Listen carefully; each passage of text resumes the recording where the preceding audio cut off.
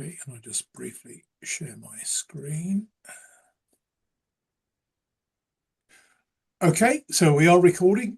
Welcome everyone to our weekly call, which before we get into, firstly, thank you to our sort of long-time sponsors of the call, DNS-AID, whose support is much appreciated. And I should take the opportunity to say, but it's coming to an end. So if anyone would like to become a call sponsor from the beginning of September, do get in touch and we can have a chat about that. But in the meantime, thank you to DNS-AID for nearly 2 years so far sponsorship. The plan for the call today, obviously, there's no topic in the world apart from AI, so be disappointed if we weren't going to talk about AI.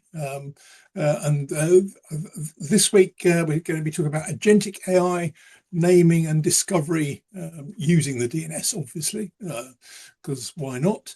And that turns out these are the wrong way around, I've just realized. So firstly, I'm going to hand over initially to Adrian Farrel from Old Dog Consulting, who's going to talk about, I think, the discovery in particular component, but Adrian for his sins was co-chair of the recent DAWN BoF at the IETF meeting in Vienna. So I think he will be sort of sharing some of his thoughts based on that, but maybe other things as well.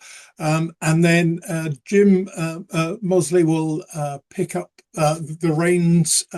Jim from Infoblox, as everyone knows, and one of the original authors of DNS-AID, which the internet draft and now an open source initiative, I think, through the Linux Foundation. I'm guessing Jim's going to touch on that again, amongst possibly other things. We sort of do it in two halves, so Adrian can take questions, so that'll be interactive, and then hand over to Jim. So think of it as two related complementary sort of presentations, but with the opportunity to ask questions as we go along. So that's the plan for the call, and then we'll wrap up that for around 10 to, and then I'll just briefly run through some of the weekly news headlines, etc. So without further ado, let me stop sharing. Welcome, Adrian. And as I just said, I'll hand over first to Adrian and then onwards to Jim. So Adrian, the floor is yours. Thank you. It's kind of fun to be talking DNS to you guys, because I know slightly more about watermelons than I do about DNS. But fortunately, we have Jim coming later. So what I wanted to do was set the scene of what is the IETF doing specifically around discovery of AI agents using DNS. So we had this BoF in Vienna last month called DAWN. It's probably worth just making sure everybody's up to speed as to what a BoF is at the IETF. Loosely, it's a formal meeting, so it's on the agenda to gather people who are interested in a particular topic, so birds of a feather. BoFs may, and in this case it really did, seek to form a working group. So there's been loads and loads and loads of activity around the IETF chasing AI. People who think it's important, people who think it's important to chair a working group, people who think it's important to have an RFC, and people who think it's important just to be heard. The IETF leadership has sort of been watching this and recognizes that the IETF is lagging behind the wider community on all things AI, and that possibly there are some real pieces of internet-related work that need to be done if we can break the problem down into tractable, discrete elements. So DAWN was an attempt to find one functional component that the IETF might look at and might work on. So the context is not to solve all problems. And that turns out to be a much bigger challenge than I had imagined. But engineers love engineering, and they like looking at big pictures and solving everything. And what DAWN was trying to do was carve out a bit of the problem space, trying to see something that needed a solution, would benefit from standardization, already sees a number of solutions, some proprietary, some based on IETF technologies, that are finding their way into the field. And something that is scoped small enough that it has a chance of being solved. And if we can leverage existing tools to avoid reinvention, then practically that's an extremely good idea. Although, again, engineers hate that because what could be more fun than reinventing a wheel and a bike shed to put it in? So discovery, we thought, it's a fairly simple problem. Given a name and some small amount of data, please find how to reach the named thing and a small amount of additional data that would help you realize whether or not you actually wanted to reach this thing. So it's not a global internet-based search. It's not an app store or an agent store. It's not a search engine. It's not detailed capability discovery, and it's not capability in behavioral negotiation. So I've drawn this picture, and I'm sort of hesitating to show it to you, but the picture is contentious beyond belief, but it shows DAWN in context as a tiny piece of the problem space. So firstly, this picture is not to scale. And you start off on the right-hand side, being an agent and saying, well, I want to be used. And to be used, I've got to be found. So somehow I have to register my presence. And immediately I'm into dangerous territory. So when I use the words register, registry, registrar, you will all think of them in the traditional DNS sense. And that's a good abstract way of thinking about them, but it does not follow that we are using exactly the same concepts. It's just a word. So the agent registers itself into some local organizational catalog, which is then subject to policy and is squirted out a bit further for wider visibility in a catalog, a searchable place. And then that searchable place is published. If you want to find out about agents, this is where you go. And so another user or agent or blob wanting to use a particular type of agent will do a search, maybe even an intent-based search, some kind of generalized search saying, find me some agents that do the sort of things I want. And back comes a list of names.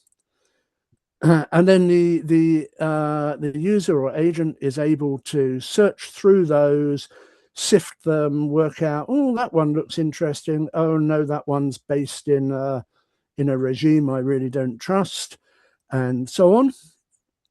And eventually pick one. This sounds like a good idea. Now let us do a lookup. And this is a sort of DNS-ish type thing. Given a name and a bit of minimal data, find out the reachability, the location, and a little bit more information about the agent. And then at that point, the two agents are able to bootstrap and start talking, discuss all the detailed capabilities and negotiate them round and round, and possibly give up and then have to do another search, or reach the end where they're actually talking to each other. So I hope you see, DAWN is just this little manageably sized box out of the whole picture. What we're seeing in the IETF at the moment is a huge amount of discussion that is something of a distraction. For example, what is an agent? My conclusion is we don't actually need a tight definition of an agent. It's a thing you want to discover so that one piece of software can talk to another piece of software. And we might be better off calling it entity, but AI agent is the shiny thing, so we'll probably get stuck there. So the big discussion point comes when people look at the whole picture, that previous slide, and they start saying, yeah, but how does registration work? What are the identifiers? How do we do the search? Where's the authentication and authorization sitting in this? What about all the rest of the security? How do we discover the detailed capabilities? Surely that should be part of discovery. Couldn't we actually put the capability negotiation into the discovery? And how do we secure the agent-to-agent communication? And the answer to that is, these are all incredibly important pieces. We will not end up with a decent agent-to-agent ecosystem without addressing all of those pieces. But we don't need to do them all in one go, all in one blob. And we think that the discovery piece can be ripped out and contained, and then the other pieces can be done. Identifiers in particular is another piece that's really easy to make self-contained. So there's also a lot of discussion of what are the real use cases, and do they exist? Do we even need to do this work? It's proving quite hard to get people to come out of the woodwork with their simple use cases, because those are the things they actually want to build and deploy, and they'd rather other people didn't build and deploy them. But we're getting there, I think. And then DNS. Should we base this on DNS? Well, we know it exists, it works. There's a big code base that has been tested, which has shown that the protocol is stable, and we can leverage existing DNS security work.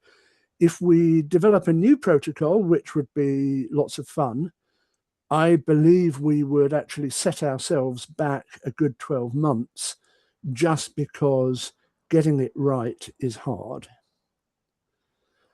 And the last question, which was actually funnily the first question in the BoF, which was, well, if we use DNS, is there actually any work to be done? And Jim can talk about that in a moment. So where are we now? We have some drafts. There are actually quite a lot of drafts mentioning DAWN in their name, but these four are kind of foundational. So if you wanted to go off and read and find out what DAWN has been talking about, they're a good starting point. The minutes of the BoF have just been posted. It's quite fun. You can go and actually view the whole video of the BoF as well and see the rotten fruit flying around as people got more and more snarky with each other. There's a draft working group charter, which is kind of trying to give a direction where would we go if we had a working group. And the area director, who is responsible for all this, says he is inclined to create a working group, but he's not really very happy with the charter, and he's not sure that we'll actually get consensus even with a charter he's happy with. And curiously, in the next hour, I'm actually meeting with Eric and Wes Hardecker, who was the co-chair of the BoF with me, to try to bash that charter into shape so that we can open it up for discussion on the list. And that kind of allows you all to ask questions. Thanks. I had a random, okay. I had kind of a random question. Just, have you guys been surprised by just how much discussion there has been on whether or not IETF should do this work? I mean, I've been watching the list, and that seems like an incredibly heated topic, and I was very surprised by how many people really didn't think the IETF should deal with this. So half surprised and half not surprised. One of the things to note is that people are absolutely rubbish at changing the subject line when they change the content of the thread. So there's a little bit of, you see lots of noise, but actually when you dig in, people are talking about, I don't know, the price of watermelons or something. But the crunch here, I think, is that if you look at the big picture with all of those bits of and pieces and features and functions, then a lot of it clearly does not belong to the IETF. So, for example, trying to specify some intent-based language that you would use when you did a search of the catalog of AI agents, that, I mean, not only is that not IETF work, but I very much doubt that it could be standardized. Yeah. If people focused in on what Dawn was talking about, then I believe that the topic comes down to, do we use DNS, or do we go off and use our favorite proprietary stuff that we've already implemented in our open source and we'd like everybody else to adopt? And that seems to be the tipping point.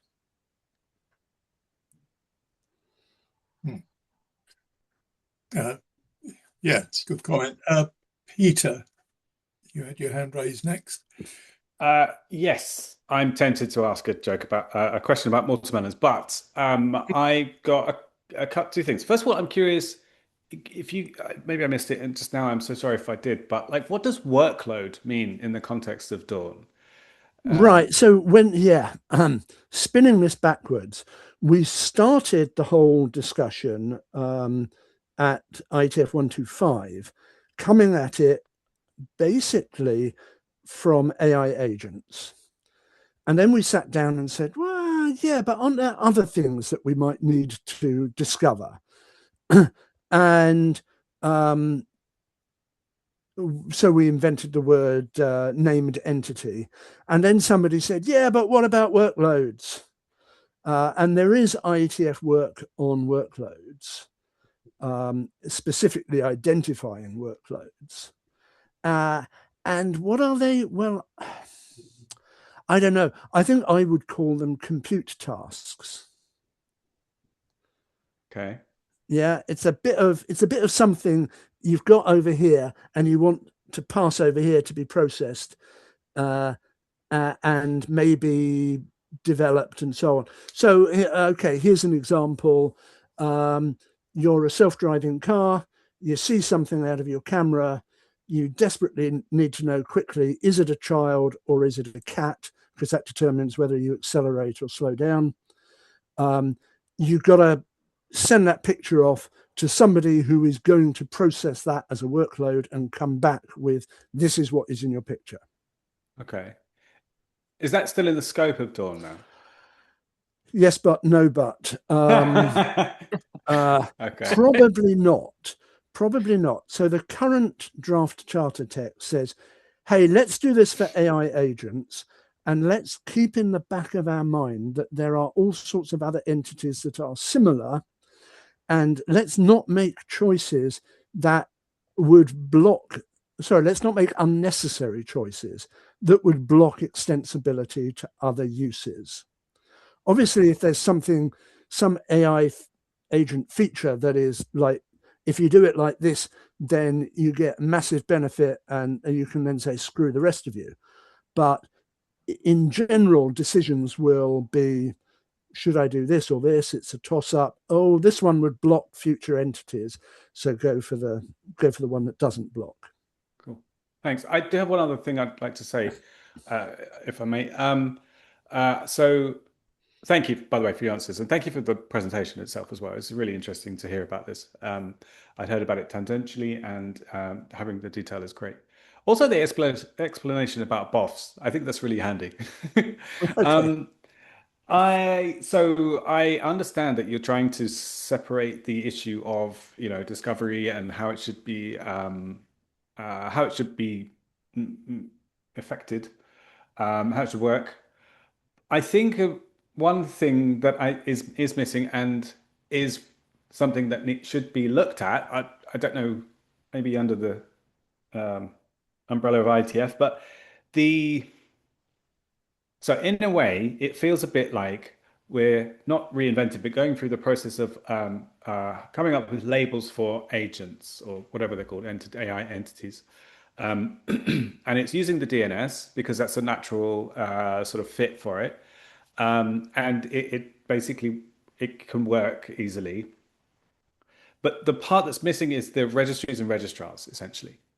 So this is a sort of like we're at the hosts file step of the evolution of naming on the internet, and I think that's going to be like immediately necessary. I know that you said, okay, there's no point going into bike shedding everything, but I think that aspect is important enough that it should be looked at and thought about. And I don't know if there's already some people talking about this. I'm sure there are talking about it, but there's this guy called Jim. Who has some thoughts, and in particular about not allowing this space to be captured by a few big tech players.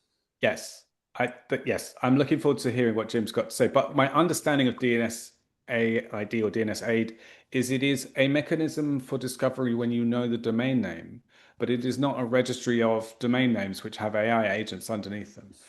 There's no way you can go and register.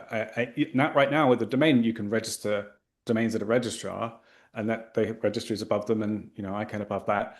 But there's nothing like that, or proposal for a system like that, or discussions about how. I'm just going to punt that to Jim. Yeah. Okay. Let's talk about that after I've done my thing or during my thing, Peter. I think it's probably best. Thank you. Okay, thanks, Peter. Simon.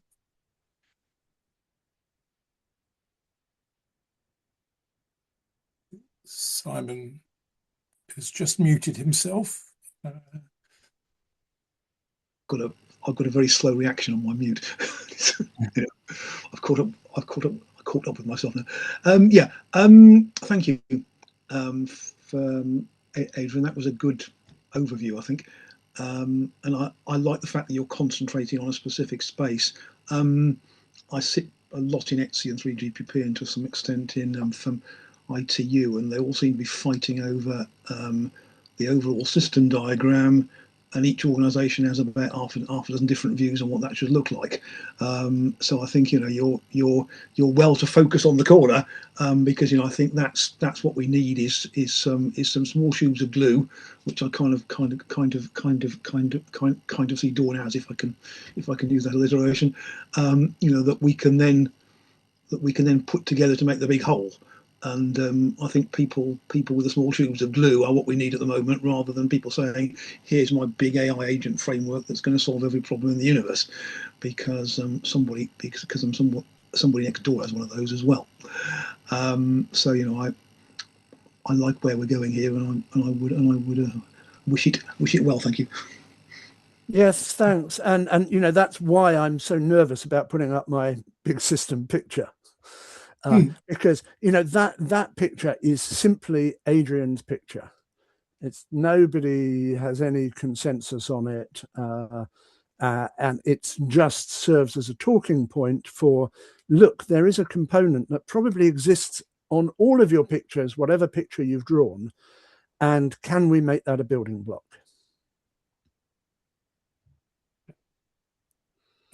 Okay, let me then offer a couple of comments which may be questions. I'll leave you to determine if they are, Adrian, or you can just treat them as comments. One thing, for a general comment first, whether the IETF should do anything at all, which you're absolutely right, certainly in the BoF, which I should say for anyone who wasn't there was exceptionally well attended. It was standing room only, so what, 300 odd people either in yeah, 300 odd people, definitely. Yes, 300 odd people, definitely, yes. So first comment was those that say, should the IETF do it at all? I mean, my gut reaction to that, without evidence, but that makes me part of the IETF, I guess, is if the IETF doesn't do it, then I fail to see how the IETF will remain relevant for very much longer. I think most of the other SDOs appear to be doing a land grab on anything AI related, and if the IETF hesitates for much longer, there'll be nothing left, and it will just wither on the vine. Largely, that's an opinion, maybe wrong. The thing which really stunned me as being surprisingly contentious to some certainly in the BoF and probably since, was even putting as a question on one of the introductory slides in the BoF, should this somehow use the DNS, which, from where I sat, not using the ITS namespace seemed like a bizarre thing, but right to ask the question at least, so not make it a given that it has to, but some people were almost objecting in principle to that. That seemed really surprising, as why that would be contentious, at least as a rhetorical question. So, as I say, you can treat those as comments or questions. I'm just going to say on the DNS thing, a mistake that nearly everybody in the world, apart from 20 people on this call, make is distinguishing the DNS from the DNS protocol. Okay, and putting stuff in the namespace does not mean you have to use the DNS protocol to access it. And possibly using the DNS protocol to access the catalog does not mean that the catalog is structured as the DNS namespace. But this is all way above my pay grade and the sort of stuff Jim should be talking about. Well, is that an ideal opportunity then to segue seamlessly? But if any questions occur to anyone that are more directed towards Adrian, we can revisit those after Jim's sort of presentation, so we have more general questions then. But on that point then, Jim, why don't you talk about discovery of AI agents? I will do that. How do agents find one another? And of course, there's a DNS angle for this, given the group here.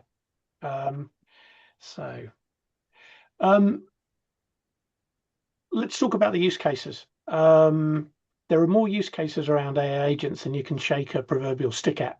But if we focus for this audience on getting a beer, we can divide it into two categories. You know the provider and you know the agent. So I'd like a beer, please, Jim.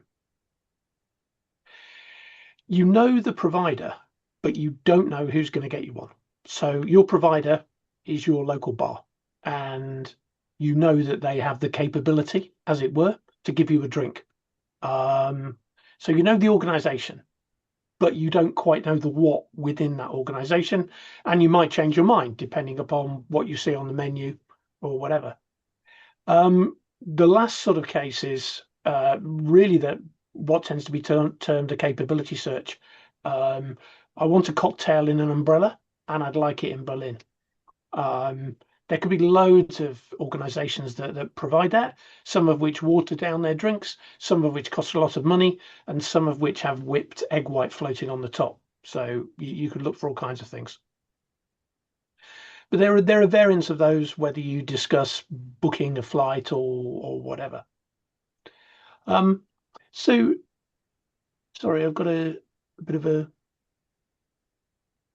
Zoom thing going on with bars being in the way. Oh, there we go. And I'll do a bit of a sidebar thing to put some context around what I'm going to talk about in a second, which is we've had this sort of website in quotes discovery for a time where we know a name, but we want to discover an IP address. And we've known that for ages as finding www.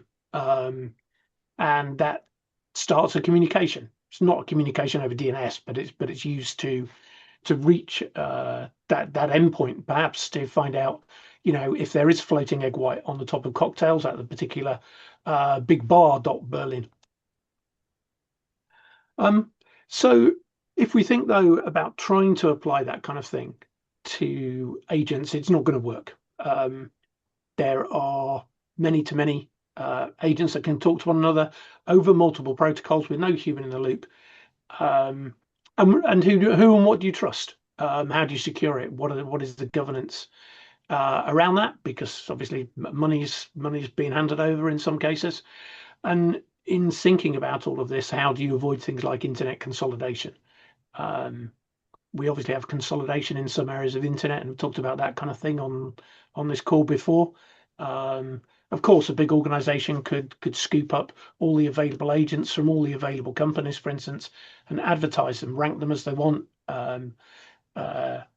provide search capability, but through some kind of bias, if you like, and lack of each entity, each organization having control over its own destiny. One interesting thing as well is we're already using DNS for agents today. Looking at some nuts and bolts, there's something called the Agentic Resource Directory Specification. That's an open source thing from a group of large tech companies, and you can see an identifier there, and I've helpfully picked out in green the domain name. And really that's, I think, is an acknowledgement that DNS is really the thing out there that represents organizations, possibly even individuals, but certainly organizations that are offering services and the like. And it's the thing that's out there on the internet that is available, that scales and is decentralized. It's also been used for connectivity. The amount of time that I seem to point out to people that there is a domain name in a URL is quite a large number. And you can see a couple of examples there. So we're already using it. And for instance, the agent-to-agent protocol has this idea that you will have a well-known path that describes an agent, and you might use that for a capability search. Does it provide cocktails with umbrellas? So this is where we got to thinking. And actually, the reason we got to thinking about this was initially there was a draft proposed called the agent naming system that said we'd use something like DNS, and it's got to have the sort of DNS like trust model, and it'll need governance, but it won't be DNS. So obviously putting one of those in globally is quite problematic, especially when you have something that already does that job. So we came up with this, and you'll notice two sort of surnames on there. There are 5 authors. Nick is also on here as well, Nick Williams. And yeah, this is DNS for AI agent discovery. We came up with a problem statement as well, a companion of that we quickly threw up, that tries not to mention DNS, but talks about some of these issues around governance, etc. And you can see some other things on there that Adrian's already covered. So how does this look? Let's dive into a bit of DNS. If I know an agent that can do some billing for me, that's great. What I really need is an IP address, a protocol to talk to it on. perhaps some other parameters, maybe even to help establish trust or look at an identifier. And what we proposed in the draft is that that can be done through an SVCB record. We do acknowledge there might need to be a fallback to TXT for reasons that I can certainly go into if we need to. But essentially, there we can have something that's well known. And yes, that is human readable. That's what DNS is about. But that's not a problem for an agent. There's an indirection in there because of the nature of the SVCB record. You know, if I'm hosting my agent in a service provider, then I can point directly to them without needing the CNAME. And I can say what protocol it is, where to go to it from an IP perspective, etc., etc. I can even indicate where that well-known agent path is if we get the service parameter registered. The interesting case, though, is that third one where I walk into my local and perhaps I want a drink of some form. Today it's pretty hot. I'll have an orange juice and soda. Thank you very much. And DNS isn't good at that. You can't search our data. What you can do, though, like the www example earlier, is go to a well-known location, and we propose DNS service discovery labels for that with _index._agents, because that's something we can register with IANA as being the place under an organization to go. And what that means is that you could get to a catalog, for instance, that might be something like that Agentic resource directory we saw before. Other standards are available, including within the IETF for that kind of index or registry of agents. We're pointing that at catalog.example.com so it can have a public cert, because public certs can't have underscores in. And of course, that could have something like a DANE record as well, with a record for DANE TLSA as well.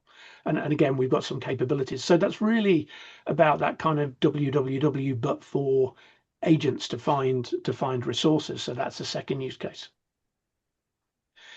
What DNS can't do, and I think Adrian mentions, is provide a capability search. It's a one-way lookup. You can't search the R data. So it's not going to answer that use case. And certainly, as the proponents of the BoF put it, and as one of those, it's not aiming to solve that. We're assuming that directories and catalogs will be used. We don't know yet who will sort of control those. And, you know, are they subject to things like malicious agents being put into that catalog on that Play Store or whatever? Or do certainly commercial organizations decide that what they'll do is a federated concept where, for instance, they will trust the agents within their own organization, and they might trust a couple of external organizations that they have contractual arrangements with to book flights, the common used example. So your own internal agent, your travel agent, if you like, that's doing the booking for you, would use that federated directory catalog to go and find that. But it's not going to allow you to find bucket shop tickets, ARAs, because of trust issues. So there's a lot of unknowns there, forgive the pun, with that. But that's a capability search, something that will be built on top of something. And you could imagine organizations, let's say, indexing things based on this previous case, just as www has been indexed for search. So you could do it with agent capability, but each organization would have their own autonomy. I have hidden some slides on here. I thought I'd move to the why not DNS and just hide the why DNS with this audience. The ephemeral things might be a challenge, but really the ephemeral things are going to be behind other controlling entities. If I'm going to talk to something that exists for a few seconds, you know, by the time my agent's thought about it and is going to do it, maybe it won't even exist anymore.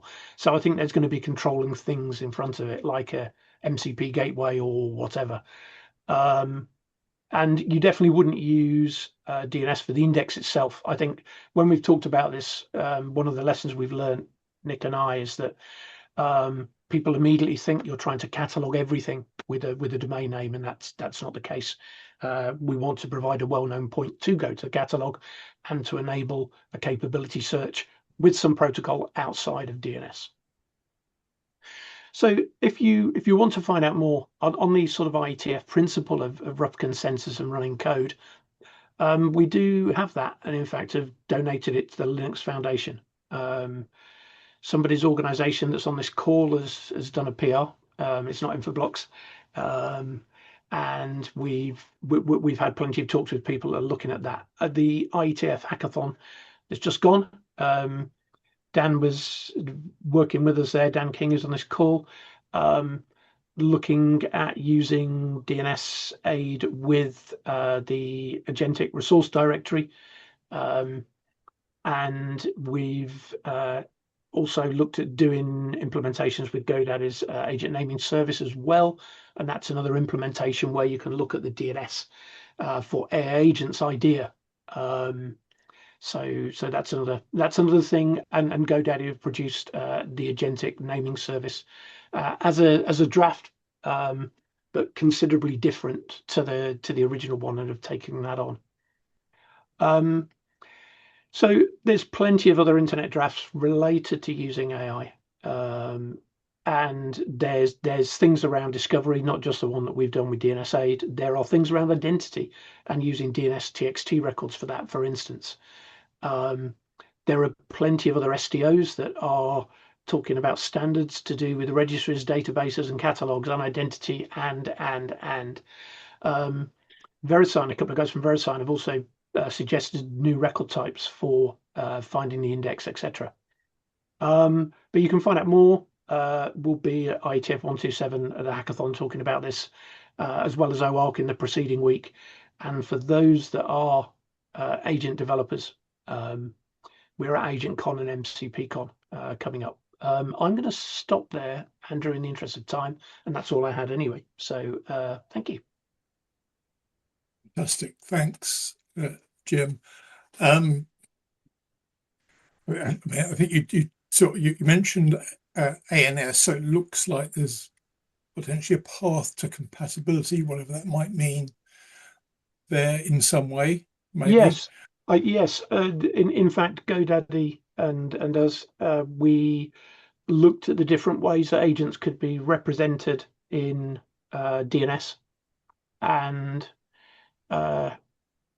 we sort of, I guess, riffed off the way one another were doing it. And let's say DNS-AID star records are used as part of that, but we see ourselves as that kind of, it's a base building block. Obviously, ANS has things like a kind of concept of assert transparency for AI transactions and things like this, whereby a customer organization could perhaps register an agent and have a wider sort of service provider wrapper around it.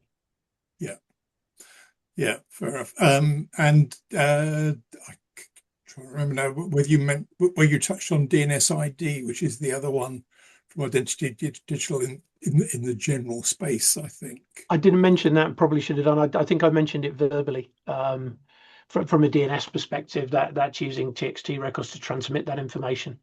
But of course, you could have a fully qualified domain name of agent-name.example.com, and you've got something like that service binding record. You've got a TLSA record for a cert. You could have a text record for ID as well, and you wouldn't be overloading the apex in terms of, you know, shoving in yet another TXT record to the apex of your zone. Yeah, fair enough.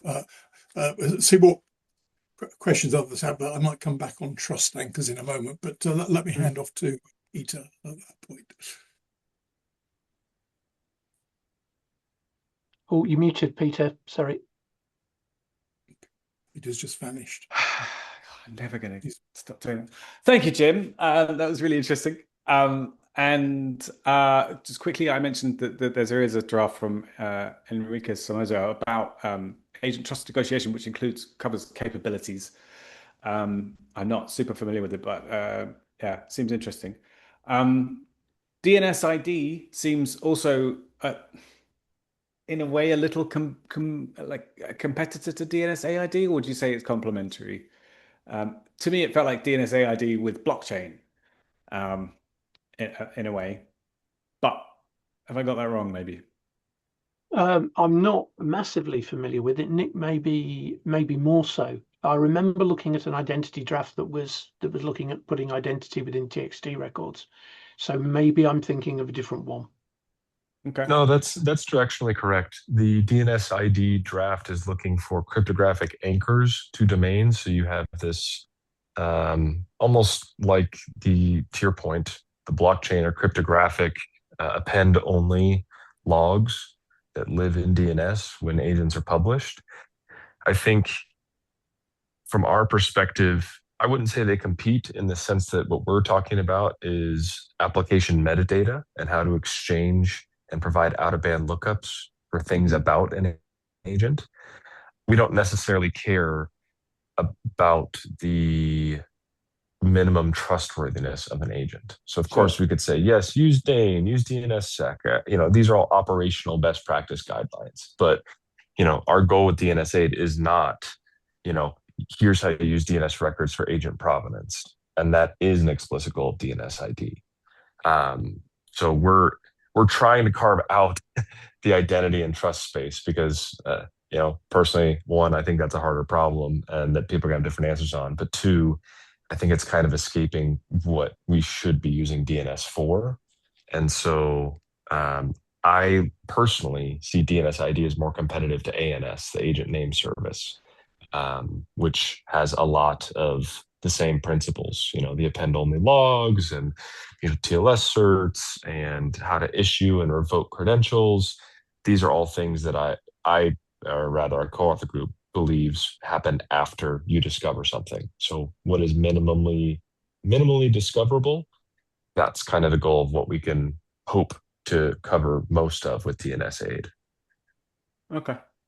I probably have to go back and have a look at DNS-ID again, to see if there's an overlap with if it tries to solve the discovery thing as well, which was how I'm thinking of it. But I may have to go back. I can't remember. Ken Adler of Indeed, the recruitment type organization, has wrote an interesting article based on the requirements, the DAWN requirements draft, which talks about DNS-AID, it talks about ANS, and it talks about ARD, the catalog specification that's open. So you can see that sort of Venn diagram type thing there. Ideally we'd have a BoF or a working group formed after the BoF that Adrian talked about that would enable us to sort of progress this, converge. Obviously, there's a lot of DNS ideas around this, but that ought to be the vehicle that we start moving this through. Okay. Last thing, if you don't mind, is you said obviously we wouldn't use DNS for the agent index, but why not? Well, actually, the DNS-AID SDK, if you like, the thing that's under the Linux Foundation, either does or did have a way of doing that with a TXT record at that point. So if you had 2, 3, 4 agents, in theory, you could perhaps describe their capabilities through a DNS record. And interestingly, VeriSign have got a paper out there that talks about the sort of minimum discoverable information, the things you'd need to communicate with an agent, and can it reasonably fit within a DNS packet or not? So there's some stuff been done there, but I think by the time you've got an agent card and all the descriptions of what it can do, and the other things that will inevitably evolve, it's DNS is a bit of a square peg in perhaps a round hole to do that kind of thing at scale.